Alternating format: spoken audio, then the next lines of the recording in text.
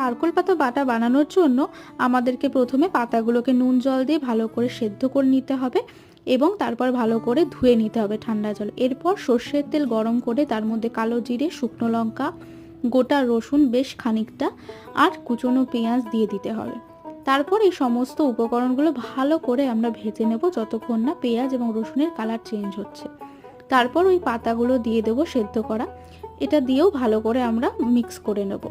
এরপর পরিমাণ মতো নুন দেব আর একটু হলুদ দেব, দিয়ে এটাকে সম্পূর্ণ ভালো করে ভেজে নিতে হবে। তারপর ঠান্ডা করে আমরা এটা বেটে নেব।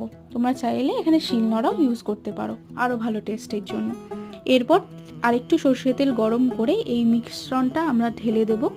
তারপর ভালো করে এটাকে কষিয়ে নিতে হবে যতক্ষণ না এই বাটাটা থেকে তেল বেরোচ্ছে। ব্যাস, এরপরে এটাকে ভাতের সাথে, গরম গরম ভাতের সাথে খেয়ে দেখো, দুর্দান্ত লাগবে। ভিডিওটা কেমন লাগলো কমেন্টে জানিও।